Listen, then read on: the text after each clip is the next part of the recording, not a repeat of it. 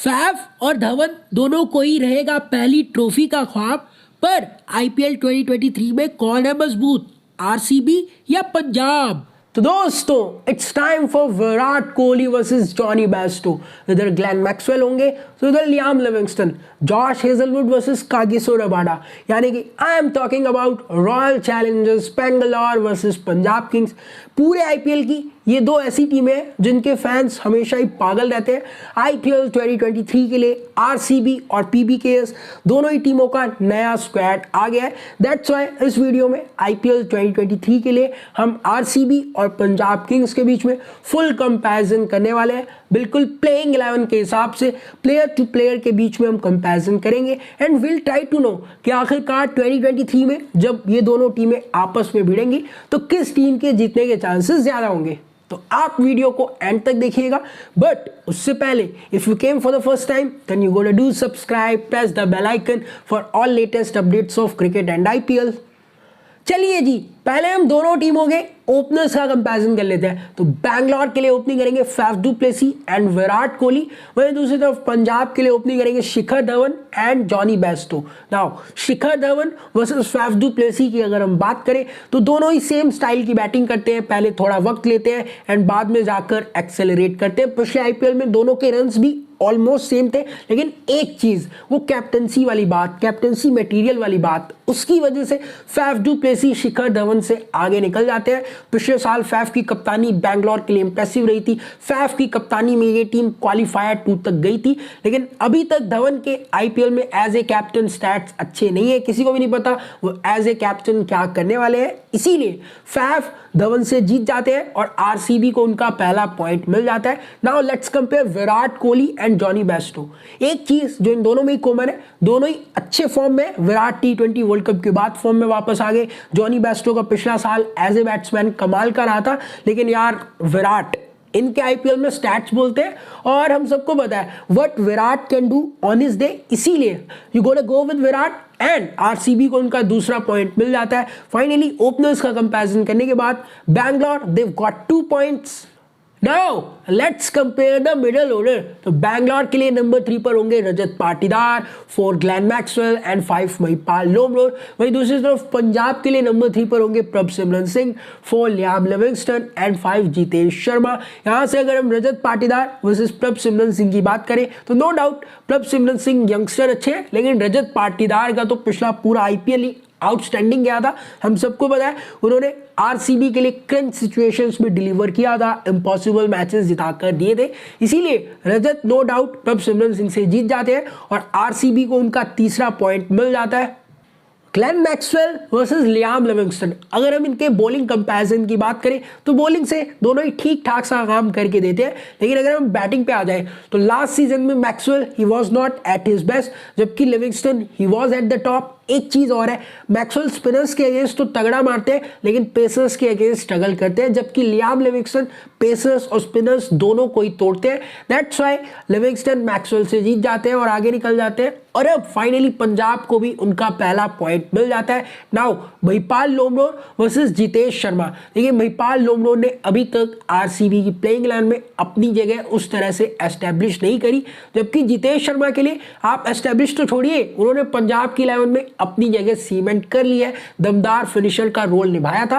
That's why Jitesh Sharma Mahipal Lomror से जीत जाते हैं और अब पंजाब के पास हो गए 2 पॉइंट्स। तो मिडिल ऑर्डर का कंपैरिजन करने के बाद Bangalore they've got 3 points and Punjab they've got 2 points. चलिए लोअर ऑर्डर का कंपैरिजन कर लेते हैं, लेकिन उससे पहले अगर आप रॉयल चैलेंजर्स बैंगलोर और कोलकाता नाइट राइडर्स के बीच में फुल कंपैरिजन देखना चाहते हैं तो उस वीडियो का लिंक आपको डिस्क्रिप्शन में मिल जाएगा, आप वहां से जाके उस वीडियो को जरूर देखना। चलिए लोअर ऑर्डर पर आ जाते हैं। तो बैंगलोर के लिए नंबर 6 पर होंगे दिनेश कार्तिक एंड नंबर 7 शाहबाज अहमद। वहीं पंजाब के लिए नंबर 6 पर होंगे Shahrukh Khan and number 7 Sam Curran. Shahrukh Khan versus Dinesh Karthik की अगर हम बात करें तो शाहरुख खान के पास पावर हिटिंग एबिलिटी तगड़ी है, लेकिन लास्ट आईपीएल में उनके रन्स नहीं थे, जबकि डीके ने लास्ट आईपीएल में एपिक कमबैक दिखाया। यहां तक कि अगर मैं पिछले साल के बेस्ट फिनिशर्स के बारे में सोचता हूं तो सिर्फ डीके का ही नाम जुबान पर आता है। That's why you got to go with DK और अब बैंगलोर को उनका चौथा पॉइंट मिल जाता है। Now Sam Curran versus Shahbaz Ahmed. देखिए नो डाउट शाहबाज अहमद थोड़े से अंडररेटेड है। लास्ट ईयर बैटिंग और बॉलिंग दोनों से ही उनकी बैंगलोर के लिए अच्छी परफॉर्मेंस आई थी, लेकिन यार सैम करन वो मार्की प्लेयर है, ऑक्शन में सबसे महंगे लगभग 18 करोड़ में बिके थे और वाकई में T20 वर्ल्ड कप में as a death over specialist Curran ने बहुत अच्छा कर दिया था। तो करन की बॉलिंग एक तो शाहबाज अहमद से अच्छी है और करन लोअर ऑर्डर में आकर टुल्ले अच्छे मारते हैं, बैटिंग भी अच्छी कर लेते हैं। दैट्स वाई मैं तो जा रहा हूं सैम करन के साथ और अब पंजाब को उनका तीसरा पॉइंट मिल जाता है। फाइनली लोअर ऑर्डर का कंपैरिजन करने के बाद Bangalore they've got 4 points and Punjab they've got 3 points.